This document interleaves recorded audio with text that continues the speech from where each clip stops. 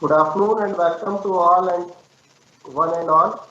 Thank you everyone for joining with us for yet another interesting webinar on of Doppler ultrasound in veterinary practice by Dr. Pallavi Verma. Veterinary practitioners already familiar with two-dimensional grayscale ultrasonography. Doppler ultrasound represents the next level of sophistication and is a more technically demanding modality. Doppler ultrasonography is an imaging technique that uses sound waves to show blood moving through the blood vessels, and it is used to help the clinician to find out if the patient has a condition that is reducing or blocking the blood flow. It may be useful for diagnosing certain heart diseases. So today's webinar aims to provide a basic understanding of the technique and the applications of Doppler ultrasound in veterinary practice. It is going to be delivered by Dr. Pallavi Verma. Dr. Pallavi Verma is presently working as Associate Professor at Department of Veterinary Surgery and Radiology, College of Veterinary Sciences, Gadwasu, Ludhiana. She is a gold medalist from Rajasthan Agricultural University, Bikaner for meritorious performance during her studies in MBSc. She did her PhD from Punjab Agricultural University, Ludhiana with merit scholarship. She is trained in diagnostic imaging in veterinary patients from Institute of Veterinary, Animal and Biomedical Sciences, Massey University, New Zealand. She has also published more than 75 publications and is awarded with more than 20 national awards at various platforms. She has guided 8 MBSc students till date. In view of her expertise and keen interest in diagnostic imaging, I would request Dr. Pallavi Verma to deliver today's webinar. Ma'am, please.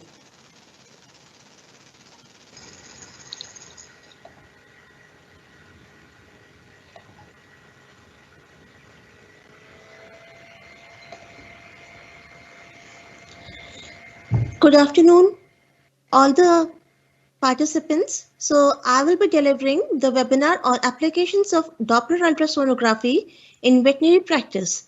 As has been aptly introduced by Dr. Deepak, that Doppler ultrasonography is a level up than the grayscale ultrasonography, which is widely used in the field, even at the field level. And it's a non-invasive, very good technique, which is cost effective and less time consuming. However, Doppler ultrasonography has the same merits, but is a little less explored. So I would just like to put a little or throw a little light on this technique.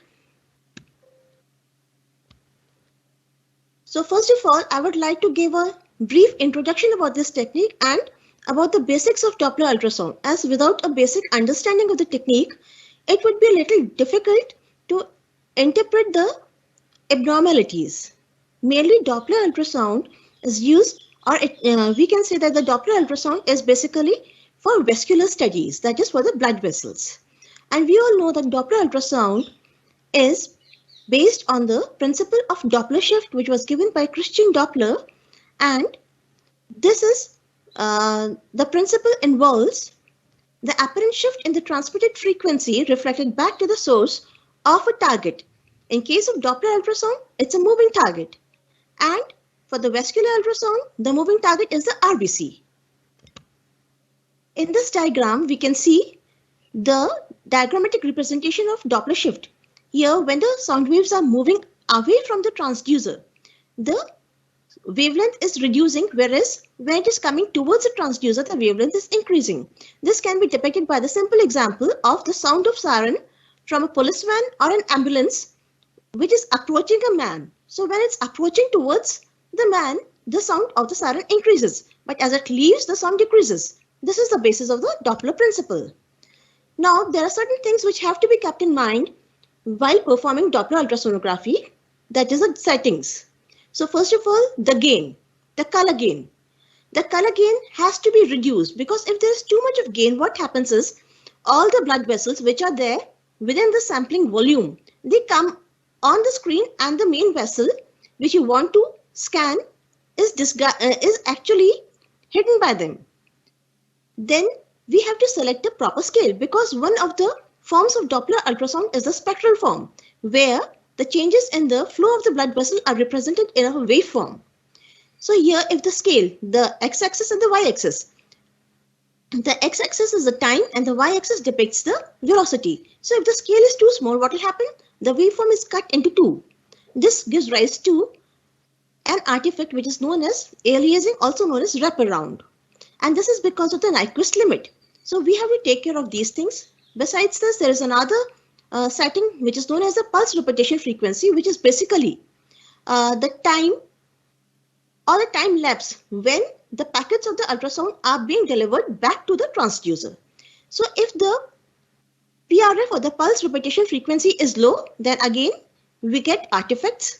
This is also a form of aliasing in the color Doppler. That was aliasing. This was aliasing in the spectral Doppler. To avoid this, the PRF has to be increased. And one of the most important thing while performing Doppler ultrasound to be kept in mind is the angle of insonation. What is the angle of insonation? The angle at which the transducer is being held against the blood vessel. Now, if you hold the transducer perpendicular to the blood vessel, what happens? The blood, it's neither flowing towards the transducer nor flowing away from the transducer. So what you get on the screen is black, no change. So you have to tilt the transducer a little. You have to have an acute angle. So when there is an acute angle and the blood is flowing away from the transducer, you get a blue color on the screen. In color Doppler, blue and red are not depictive of venous or arterial blood flow. Rather, blue says blood is moving away from the transducer. Red says blood is moving towards the transducer. Here you see, again, when you change the position of the transducer, still it's an acute angle. The blood is moving towards the transducer and you get a red color on the screen. Moreover, if the angle is not very acute, it's towards the 90 degree, what happens? The size of the wave decreases. But as the angle becomes more acute, the waveform becomes more spiked. And when in the color Doppler, when you saw that the blood was going away from the transducer and you got a blue color, if that happens with the spectral flow, what will happen? This is the baseline. This x-axis is also the baseline and the waveform will be on the negative side of the baseline. This happens when the blood is moving away from the transducer. So I've already given a brief introduction, like there are two modes basically, color mode and the spectral mode. So the color flow Doppler ultrasound produces a color coded map of the Doppler shifts, which are superimposed on the B mode ultrasound image. And it gives an idea of the overall flow in the region. So this is useful for examining the parenchymal organs for signs of abnormal blood. Here you can see when the blood is going away, it's blue. Towards the transducer, it's red. And the velocity of the blood is depicted by the various shades of red and blue. Here this black, this is known as a color box. And this black represents the baseline, which is also 0. So above this is positive deflection of the positive velocities. Below this are the negative velocities. So darker the blue, less the velocity. Light blue means greater velocities. Similarly, dark red, less velocity on the negative side. Orange means higher velocities. And here, this is the grayscale image of the spleen. When we switch on the color flow, then a box comes like this. And this is known as a sample box. In this, you will see the different colors. Here you are seeing different colors because basically what happens in the spleen, you are applying a little pressure. Then there is mixing of the blood. This is not abnormal. Power Doppler. Power Doppler is another form of color Doppler only. But here instead of red and blue, we have only one color. That is orange. And it displays the power of Doppler signal backscattered from the blood in each pixel of the color box. But there is no directional information. Because in the color Doppler we know red means towards the transducer, blue means away from the transducer. No such information in power Doppler. But we have information on the total number of RBCs. Moreover, this is more sensitive for very low flows. And it is not dependent on the angle of insonation, which is the most important thing to be kept in mind while performing the Doppler. And this is good for evaluation of the testicles and urethral jets. When do we go for evaluation of the urethral jets? That is when we are suspecting some ectopic ureter. Now coming to spectral Doppler. The spectral Doppler examines flow at one side and it gives a detailed analysis of the distribution of flow. There is good temporal resolution and it allows for the calculations of velocity and indices. This spectral flow can further be divided into two types, that is the continuous wave and the pulse wave. One thing I forgot to tell you, Doppler ultrasound is extensively used for echocardiography. But here I'll be dealing mainly with Doppler ultrasonography for abdominal ultrasonography. So this continuous wave is basically used for echocardiography and pulse wave is used for scanning the abdominal organs or the abdominal vasculature of the organs. What's the difference between the continuous wave and the pulse wave Doppler? In the continuous wave Doppler, the transducer has two crystals, one which is transmitting and the other is receiving. So there is no time lapse between the transmission and the reception of the sound waves. Whereas on the other side, when there is pulse wave, what happens? The ultrasound beaming is being transmitted, but there is a time gap because it has to penetrate up to the vessel and then it is reflected back by the RBC and then it reaches the transducer. So the waveform with the pulse wave is like this. There's a little hollow part below the waveform and this is known as spectral window. Whereas with the continuous wave, you can see the entire waveform is filled. This is the basic difference. Continuous wave used for echocardiography, pulse wave for abdomen. Now a schematic way how you have to proceed to capture the images or to perform Doppler ultrasonography. First thing, you have to proceed as you have to do for grayscale imaging. First of all, capture a grayscale image of the organ you are interested to scan. And then you have to pinpoint the blood vessels you want to study. Once you know that you have to study these vessels, then you switch on the color flow knob which is there on the machine. Then a box will appear over here within which the color will flow in the vessels which are within the box. Once this color flow is there, then we have combined two modes, that is the grayscale and the color Doppler. That means we are using a duplex technique.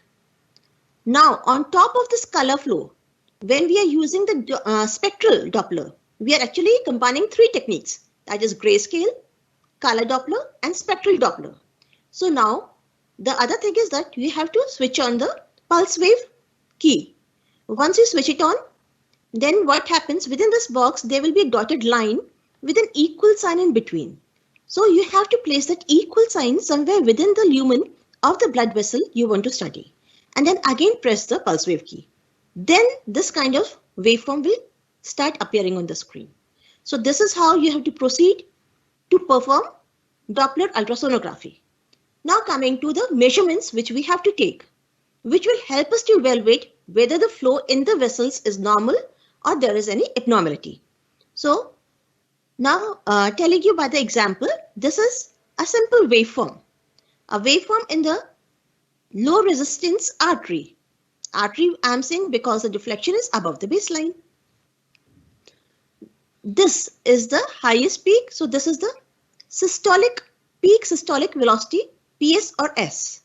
Then as it wanes off, here comes the smaller part. This is the end diastolic velocity. And this is the average velocity, which will be calculated over a number of complete cardiac cycles. And one wave represents one cardiac cycle. So from these parameters, there are two indices which we calculate. One is the resistive index and the other is the pulsatility index. The resistive index is more sensitive out of the two and is more commonly used. The formula is peak systolic minus diastolic by peak systolic. And these two indices are fixed or they are typical to a particular vessel. If there is any change from the normal values, then we say increase or decrease, then we say that there is some abnormality. So when does the resistive index increase? It increases whenever there is an impedance or resistance to the flow of normal blood through a vessel. The pulsatility index is a little less precise because we are using the average velocities. Now telling you a little in detail about the resistive index. It is most important and the value of resistive index should be less than 1. Why do I say so? I say so because here you see the peak systolic velocity and the end diastolic velocity. This is much less than the peak systolic. So when we subtract the diastolic velocity from the systolic and divide it by the systolic velocity, the number whatever you get will be less than 1. So this is normal, which depicts a forward flow of the blood. So if the blood is flowing forward, in a forward direction in the blood vessel, it's normal. Now, if the resistive index is 1, that means you're not subtracting anything from the systole. That's why it's coming 1. So the waveform will be like this. No diastole, only systole. Again, this is abnormal. So looking at the waveform and correlating it with the resistive index gives you an idea, yes, there is an abnormality. So what is the condition? Why you are doing the Doppler ultrasound? You can come and pinpoint that, okay? Now, if the resistive index is more than 1, it means there is reversal. So the diastolic has gone below the baseline, means negative velocity. That is why negative gives a positive value for diastolic and the value comes more than 1. So this is how you interpret the resistive index values. Before coming to the actual applications, there are a few waveforms with which you must be acquainted. Now, there are 2 ways in which you can carry out the pulse wave Doppler ultrasound. One is known as the maximum velocity method and the other one is uniform insonation method. In this, the maximum velocity method, what you do is, here I told you there is a dotted line with equal sign. So this equal sign has to be in the center of the vessel and the sample volume should be approximately 50% of the luminal diameter. Then what happens? Here this is the picture of aorta. Aorta is a big vessel, it's an artery, so there has to be high resistance. But when blood is flowing, it is flowing in a laminar direction. However, the flow of the blood towards the periphery is a little slow because of friction with the walls. So we are centering the equal to sign here in the center and this gives the maximum velocity. That is why there is almost uniform velocities which are being calculated, and that's why we get a thick line here in this waveform. There is a thick line. This thickness of the line also tells us about the difference in the velocities. So this is plug type or parabolic flow profile in the aorta, which is normal. I'll explain you about the waveform of the aorta when it comes to the aorta. Now coming to the next type of waveform, that is for the smaller arteries like the renal artery, the hepatic artery and the splenic artery. There is a laminar type of blood flow. But since the diameter is less, so what you are doing is you are using the uniform insonation method. That means the equal to sign is including the entire lumen of the blood vessel. And because these arteries are low resistance. Now, what do we mean by low resistance? Actually, the low resistance arteries are those, or the blood vessels are those, which are having a constant perfusion. That is, they have to be supplied blood regularly, like the kidneys, spleen, liver, gastric, all these. But which one are the high resistance? One is the aorta. Second are those which are having blood on demand, like the facial artery and the femoral artery. They are getting blood on demand. They are the high resistance vessels. I'm not talking about them. So this is the typical waveform for the low resistance arterial flow. The deflection is up. I'm saying arterial. That means the blood is coming towards the transducer. So it will be red. It will be above the baseline. This is the baseline. Now this is the peak systole. Peak systolic velocity. As we come down, this is the end diastolic velocity. And now because it is progressing in one direction, this is the forward flow. Normal for a low resistance artery. Now, when we are here, this is a typical waveform for the vein, rather a hepatic vein. So here you can see, because it's a vein, blood is moving away from the transducer. That's why blue color and on the negative side or below the baseline. And these are the waveforms which depict, actually this is hepatic, so I'll be explaining you later. There are actually, this is multiphasic. This is normal for the vein. Now, when do we expect changes in the waveform. When do they deflect from the normal? So in a normal vessel, if it's an aorta, we'll be getting the waveform which I showed you, this type of waveform. And if it's a renal artery or a hepatic artery, we'll be getting this kind of waveform, or a vein, this kind of waveform. But this waveform is disturbed whenever there is some stenosis or a thrombus or some obstruction or over a blood vessel, maybe a vein which is being compressed by a mass. So there is stenosis in that particular part. This is the stenosis, stenotic part. So what happens when the blood is entering into this stenotic part? What happens? It's a small mouth. It is having a small mouth. So the blood has to enter with a higher resistance. The peak systolic velocity increases. So proximal to the stenosis, there will be an increased velocity, a peak velocity. Within the stenosis, again, there is high resistance. So you get increased velocity. But once the blood is out of the stenotic part, what happens? There are all different values of velocities. All kinds of velocities are here, and this leads to a turbulent flow. When there is a turbulent flow, on the color Doppler, we get a mosaic of colors, and on the spectral Doppler, we get a Tardus Parvus kind of waveform. Now, what does this mean?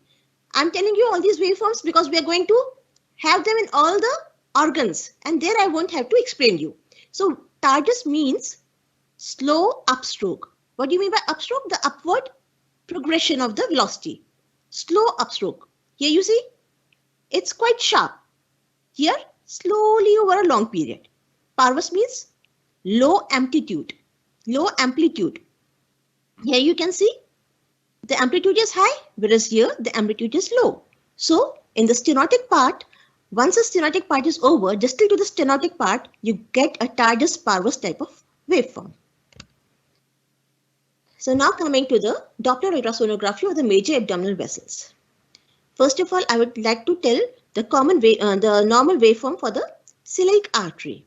So how do you trace this? First of all, you have to take the animal in right lateral recumbency, and you have to point your transducer on the lumbar area, L1 to L7. And there you have to slowly fan the beam cranially. Once you trace the aorta, then guide it more cranially and you will be able to see the celiac axis. Once you trace the celiac axis, you can press the pulse wave and you start getting the normal low resistance arterial waveform. Now, the pulse wave Doppler examination of the aorta. I've already told you aorta is a high resistance vessel because it is having the valves. So what happens now? The systole, the peak systole will be, peak systolic velocity is quite high. Then after that, there is a mild reversal at diastole and then again a forward flow. This is triphasic. It's a triphasic wave for the aorta and this is normal. So the normal resistive index for aorta is 0.7 to 0.9 and the PI is 1.8 to 4.9. Now, why do we go for Doppler ultrasonography of the aorta? What are the indications? Actually, for the aorta, we are suspecting aortic stenosis or aortic thrombosis. These are the two main conditions for which we can go for Doppler.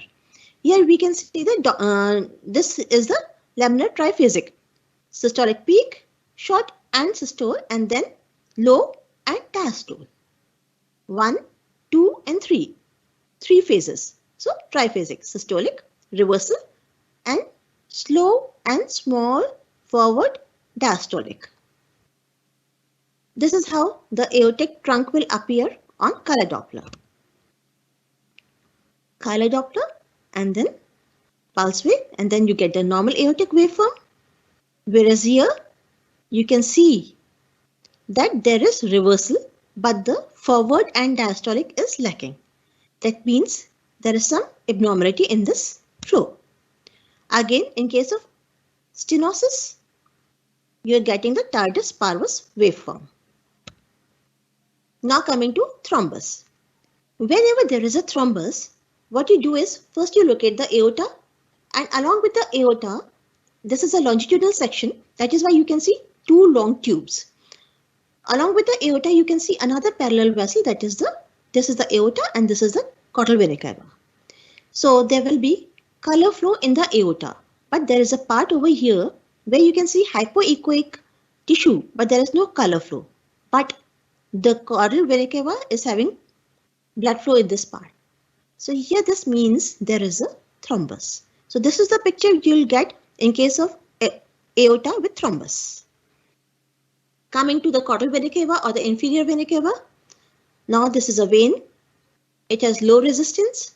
So this is the normal waveform for the vein. The upward and the negative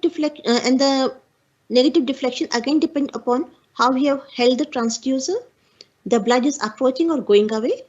Here it is upward because you are actually focusing on the red part. The RI is 0.39 and PI is 1.61. Again, why do we go for Doppler ultrasonography of the caudal vena cava? One, any mass which is present in the caudal vena cava or any mass within the caudal vena cava which is leading to an obstruction in the blood flow or any kind of stenosis. These are the indications for Doppler ultrasound of the caudal vena cava. This is the grayscale picture. Just below the left kidney, you can see there is a hypoechoic mass within the caudal vena cava. This is the caudal vena cava. Now when you switch on the color Doppler, you can see orange. This is power Doppler. So you can see the orange flow in the normal vessel, which is having a patent lumen. But where there is a mass, there is no blood flow. And when you switch on the spectral or the pulse wave, then you hardly get any deflection, the Tardus parvus type, or hardly any deflection. So this tells you that yes, this thrombus is not allowing any blood to pass beyond it. That is why you are not getting any deflection on the spectral. Coming to the Doppler studies of the hepatic vessels. Now, the liver has three main vessels, three kinds of vessels rather. That is the hepatic artery, hepatic vein, and the portal vein. All these three are important. Now, first of all, I will be telling you the normal waveform of the hepatic vein, the hepatic artery. The hepatic artery, as I have told you, the renal artery, the hepatic artery, and the splenic artery, the celiac artery, all the low resistance arteries have the similar kind of waveform. That is sharp peak systolic, then slowly it will go down, and then a small end diastolic with a forward flow. This is the typical waveform. Now coming to the hepatic vein. The hepatic vein, because it's in vicinity with the heart, so the changes are multiphasic. Here you see a small, now because the main waveform is below the baseline. So this is a retrograde one. Normal is antegrade and this is retrograde for the vein. For the artery, above the baseline is antegrade, below the baseline is retrograde, but for the vein, it's the other way around. In the retrograde part, we see a small sharp. This is known as atrial kick. Now, this is the peak systolic. I should say this is the peak systolic. Peak systolic velocity, the atrium is being quickly filled with blood.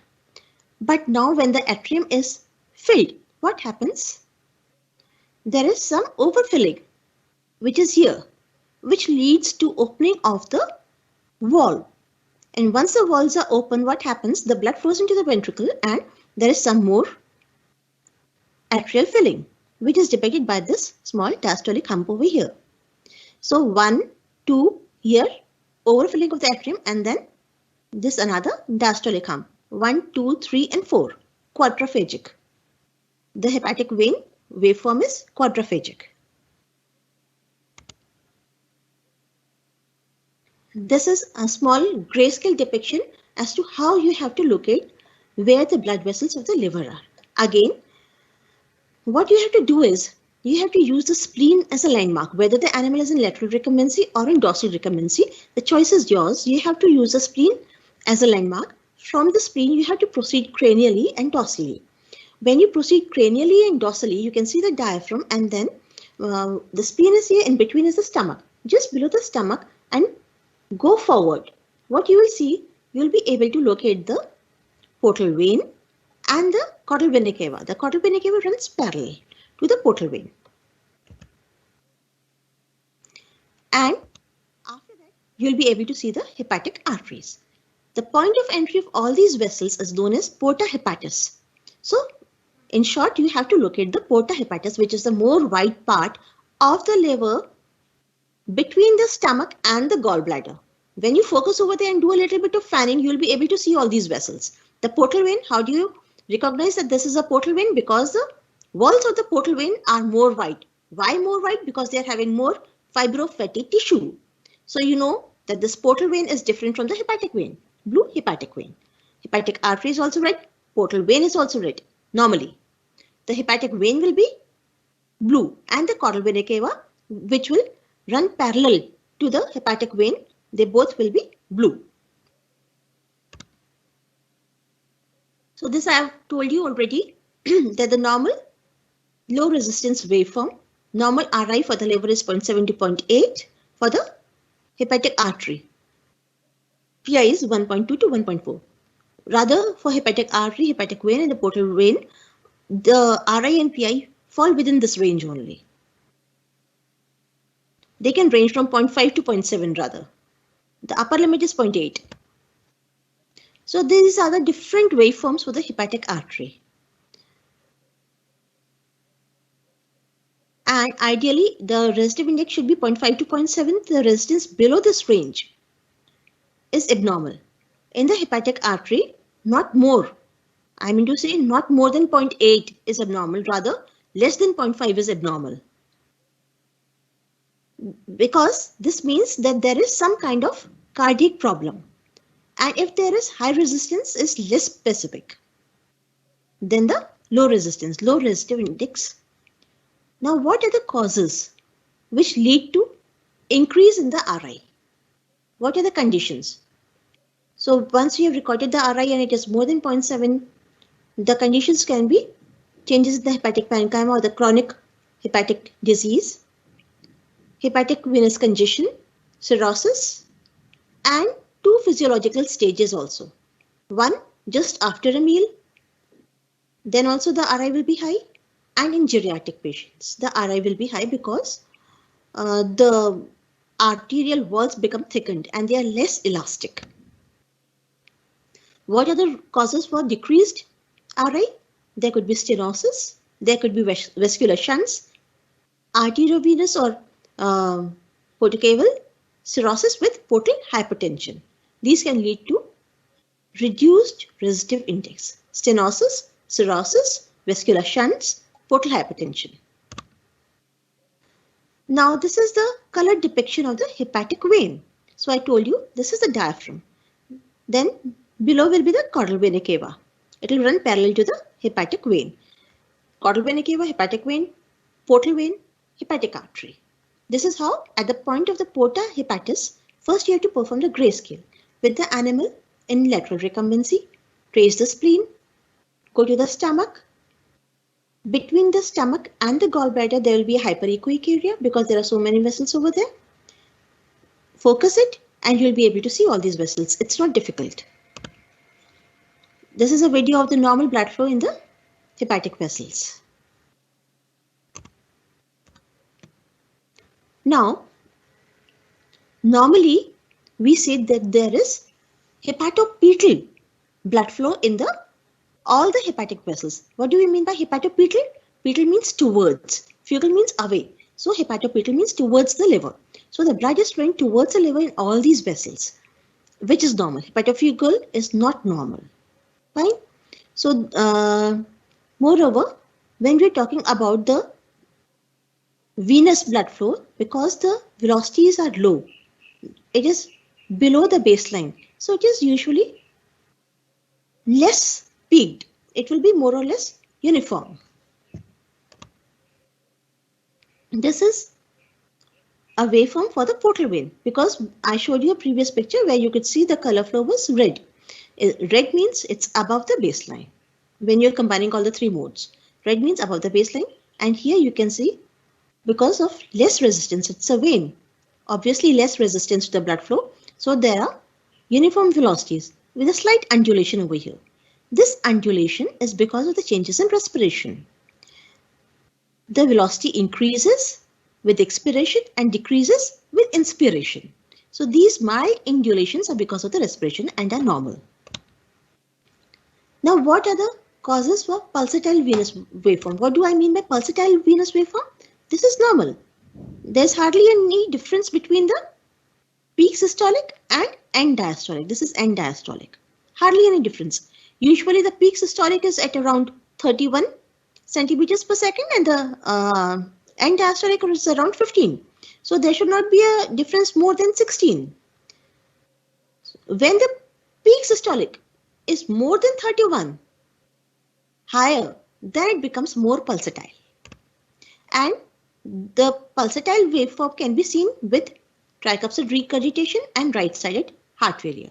So this is also useful to diagnose the heart conditions which are associated with the liver problems. Doppler ultrasonography will be very helpful in such cases. Here we see the abnormal hepatic venous waveforms. Now I told you the hepatic venous was having 4 phases.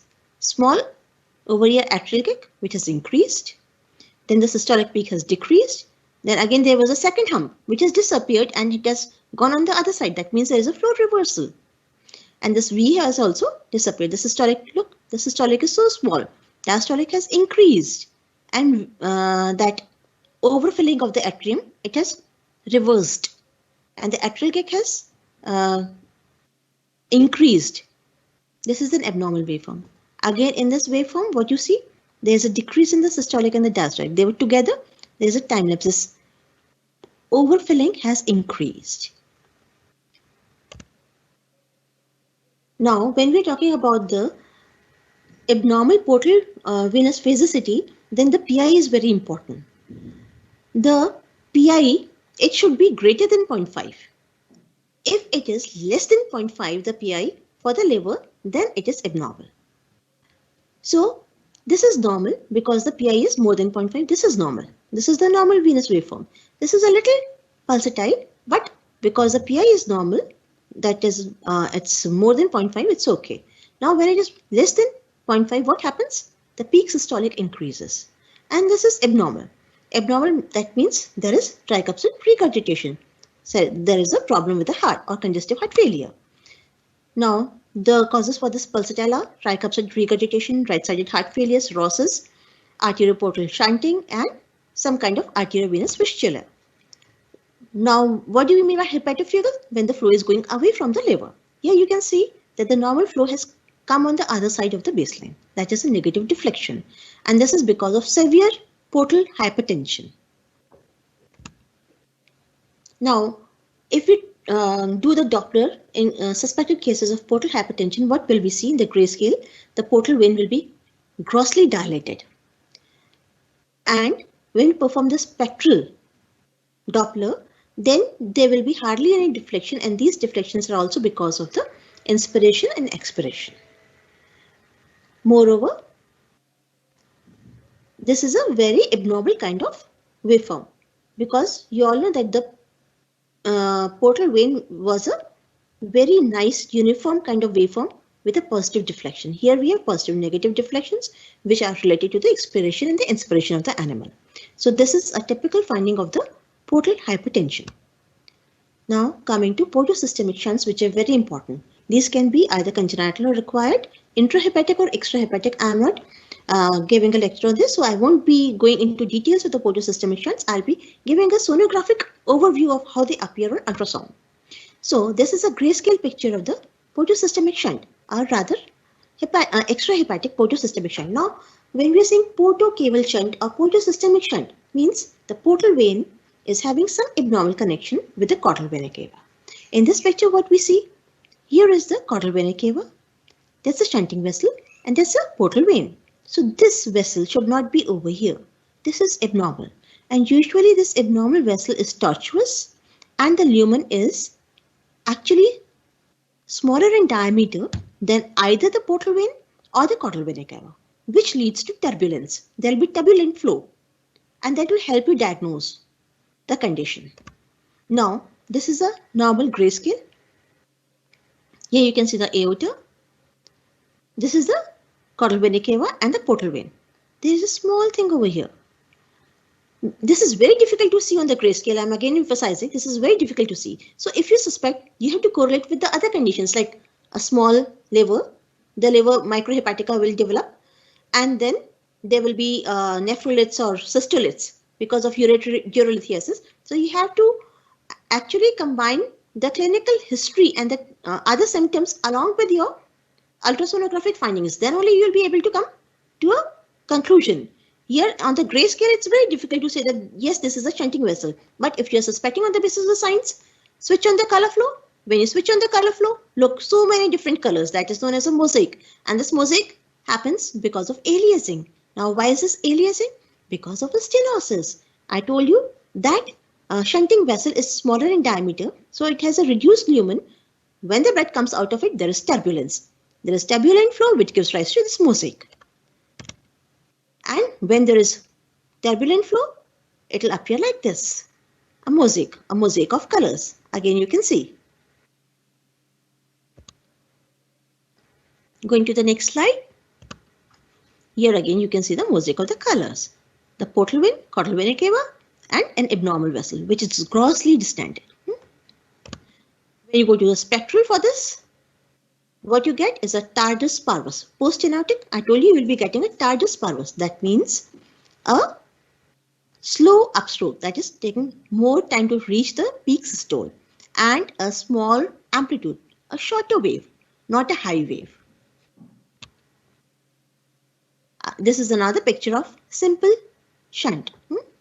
Usually the shunts are common between the portal vein and the caudal vena cava and between the right renal and the right hepatic veins. Again, another video which is showing the tardus parvus waveform in case of portosystemic shunt. Another thing, why do we go for Doppler ultrasonography of the liver is metastasis. To see metastasis, whenever we are suspecting some nodules or masses in the liver, then there are different, obviously because it is neoplastic. So the neoplastic means there is more vascular supply to that tumor or the mass. So you will be having feeding signal, Doppler signal, drainage signal, or penetrating signal in these masses. Here you can see this is a picture, grayscale with the color flow, that is duplex image. And there you can see circumscribed hypoechoic nodules within the hepatic parenchyma, a number of them.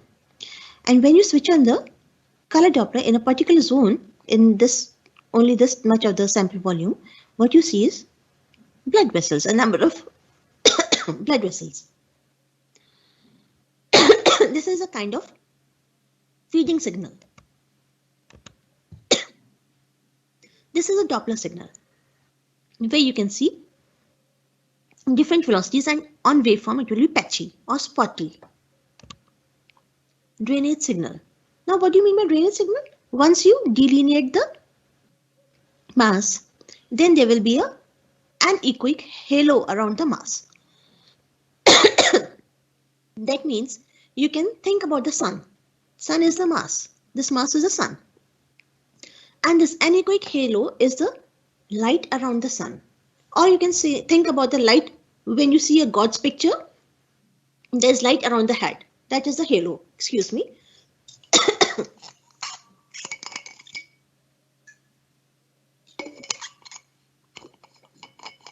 So this halo means this is metastatic, and there is a vessel which is actually draining the nodule. Then there is blood vessel. This is a mass. This is a mass, and there is blood vessel throughout this mass. This is a penetrating signal. So all these signals, the feeding signal, Doppler signal, which is patchy, then the drainage signal and the penetrating signal. When you find these signals, it means the mass is metastatic. Now coming to the arteriovenous fistula. These are also common when we look into the liver. This is the grayscale image. So not so much of vasculature is appreciable here, but if you are suspecting on the basis of clinical signs, again I'm emphasizing the clinical signs. Switch on the color Doppler. You get the sample box, and there is a mosaic of colors, so many blood vessels. You set the gain also. You have reduced the color gain. Again, you are getting so many signals. So there is obviously some connection between the hepatic artery and the hepatic vein. That is why there is mixing of the arterial and venous blood, because of which there is turbulence, and what you get is a mosaic. This is a power Doppler image of the same thing. Here, when you go for the spectral form, then the waveform is having low peak, increased diastolic, which is again abnormal. You'll scan the liver for portal vein thrombus. How does the thrombus appear? It appears as a hypoechoic area within the lumen of the portal vein. Now, how do you know that this is a portal vein? Because the wall has hyperechoic lines, two hyperechoic lines in between anechoic. But this anechoic region is occupied by something which won't allow the blood to pass. This is not allowing the blood to pass. This is the normal portal vein. These are the walls of the portal vein. Here blood is there, but this mass within two hyperechoic lines is not allowing blood to pass, and that's why we say that this is a thrombus. Now coming to the spleen, we all know that the spleen has three parts: head, body, and the tail. The main vessels are the splenic artery and the splenic vein, which will further subdivide. And the RI and PI normally are 0.7 and 1.2. So again, this is a low resistance type of vessel. So low pulsatility, the same kind of waveform. Peak systolic and diastolic and a forward flow. Coming to the splenic vein, you can see both the splenic artery and the vein entering at the splenic hilus. Here you can see this is the splenic artery and this is the splenic vein. If you want to confirm which one is the artery, which one is the vein, because you know that the artery is on the right of the vein. So this is the artery and this is the vein. Switch on the color flow. So this will be red and blue depending on the flow. If you are holding the transducer other way around in the wrong direction, usually we don't do that because we already the webinars have been held that you have to position the dog in a particular way. So we know which one is the cranial side and which one is the caudal side. So similarly, we have to focus on the hilus. Now these are the normal splenic blood vessels. This is the, what is this? This is not the spleen, this is the kidney, left kidney, and this is the spleen. You can see the blood vessels within the splenic parenchyma, and this is the power Doppler of the same. This is the splenic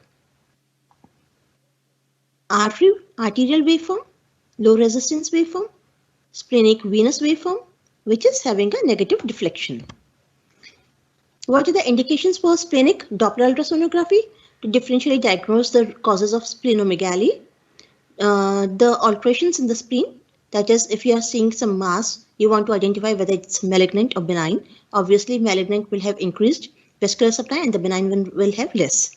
And vascular alterations, that is thrombosis, infarction, aneurysm, trauma, and the focal lesions. So whenever there is a splenic trauma, in the trauma patients, whenever there is a fracture case, you should go for ultrasound. So you'll know you'll have to go for grayscale and scan the spleen. This is a normal splenic parenchyma, and here what we see is more hypoechoic with some anechoic parts. When you switch on the color flow, the blood is flowing normally to the rest of the part, but in the apical area, that is the head portion of the spleen, the blood flow is compromised. That means there is some kind of contusion or hematoma. Again, a similar picture. Because of hematoma or splenic contusion, here the blood flow is compromised. It is going to the rest of the parts. This is the power Doppler image with the same. Coming to cysts, splenic cyst. We all know the typical appearance of a cyst. It is circumscribed structure, anechoic structure with no internal echoes. So this is a cyst. Now if you want to differentiate it, whether it's a cyst, an abscess or a tumor, you want to be more sure, switch on the color Doppler. No, not much increased blood flow, it's a cyst for sure. Then whenever you want to scan a splenic mass, here you can see there is a splenic mass over here, there's a splenic mass over here, there's a splenic mass over here, which is having a moth-eaten appearance, and a big splenic mass over here. So these are different types, and when you switch on the color flow, you can see there is turbulence. Why? Because the blood vessels in the neoplastic tissue are usually having thin walls. So there will be some kind of turbulence in the blood flow. So usually in neoplastic vessels, we have a mosaic of the blood flow, plus increased supply to those tissue. Now, if there is a single nodule and you want to make sure that it's benign or it's malignant, so here you can see actually in the grayscale the main vessels entering into the spleen also, but no direct supply to this nodule, no increased supply. That means it is benign. So even if the owner does not comply with you and says, no, I do not want to go for biopsy or FNAC, Doppler ultrasound will help you identify whether the lesion is malignant or benign. So it is really helpful in such cases. Now coming to splenic thrombus. Here, if at the hilus, you focus at the splenic vein and you see a hypoechoic structure obstructing the lumen of the vein, switch on the color flow. Again, the mass is here, blood is at the periphery. Again, because of the mass obstructing it, blood distal to the obstruction is turbulent, appearing as different shades, mosaic on the color Doppler and having a tardis pulvis on spectral flow. Now coming to the kidney. In kidney, again, there will be the renal artery, the renal vein, then they will further subdivide into the renal artery, the renal vein, further subdividing into the segmental interlobar and arcuate blood vessels. So, when you are suspecting some changes in the renal parenchyma and stage kidney diseases, then you can go for Doppler ultrasound studies of the interlobar and the arcuate vessels. The interlobar arcuate, this is interlobar, this is arcuate, which is at the corticomedullary junction. The T part, here if you focus, this is the most accurate to see the increase in the resistive index. If the resistive index is being increased, that means that the normal nephrons are being now replaced by the fibrous tissue, that is the end stage kidney, and the prognosis is poor. This is the normal renal vasculature, power Doppler. Here, just to show you the different vessels, this is segmental, then interlobar, and here the arcuate. This is the color Doppler. Here the renal vein and the renal artery. When we, this is a frontal scan. You get a bean shape on the frontal scan of the kidney, and at the bean, this frontal scan, when you reach the pelvis, you can see the artery and the vein entering. So this is what you see, artery and vein and artery. Then once you have marked which one is the artery and the vein, you can go for spectral studies. So the arterial will be the typical low resistance arterial waveform, and this is the venous waveform with a negative deflection. The normal RI and PI for the renal vessels is 0.6 to 0.7. If the RI is more than 0.7, then it is alarming, and the chances of reversal of the renal failure are less. That way you can tell the owner about the prognosis. And PI ranges between 1 to 1.5. Now the normal waveform, I've already told you, if there is a renal thrombus, you're suspecting a renal thrombus. So again, you'll be having some grayscale changes, some signs which are consistent with end stage kidneys, because the thrombus is not allowing you a perfusion of the kidney. So here what you see, this is the renal vein, and there is some gray area here. That means hypoechoic part, which is not allowing the blood to pass beyond it. This is a thrombus. And if you have a waveform in the thrombus, because there is no flow, a blank line. Now coming to a stenosis. You also scan the kidneys. In the humans, it's very frequently done whenever there is a transplant to rule out arterial stenosis. So if there is an arterial stenosis, again the normal waveform will be disturbed. The normal waveform is peak systolic, then end diastolic, and a forward flow. Here the end diastolic is reversed. That means there is stenosis. When there is stenosis, then the normal waveform is deflected. Whenever there is hydronephrosis, then again the peak systolic is decreased and the blood flow will be decreased. These are the grayscale images of the end stage renal diseases. Here you can see there is kidney is irregular in outline. Overall, the kidney is hyperechoic, and there are areas of infarcts. In all such cases, when you get such kinds of images, then you can apply the Doppler. And wherever you apply a Doppler and get abnormal waveforms, you calculate the RI and PI. The RI above 0.7 is suggestive of poor prognosis, and accordingly you can treat the animal. Again, another for the arterial stenosis. This is proximal to the stenotic part. I told you proximal to the stenotic part, because of higher resistance, the peak systolic will increase. So here you can see an increase in the peak systolic. This I've already told you that whenever there is a stenosis, post stenosis, there will be a tardus parvus kind of waveform. And I've explained you tardus means long upstroke. Longer time taken for the upstroke. Parvus means lower amplitude. So this is how the stenotic part will appear. So that's all for the day. Although the renal Doppler, color Doppler is also used for certain other things.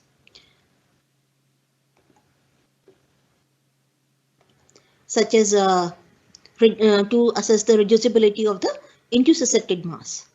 Many more things, but here I have mainly discussed the abdominal vessels and the three main organs for the vascular changes. The webinar is open for discussion. Thank you, Dr. Nitin. Thank you, Dr. Amanjot. Dr. Deepak. Thank you, ma'am. Thank you, Dr. Sir.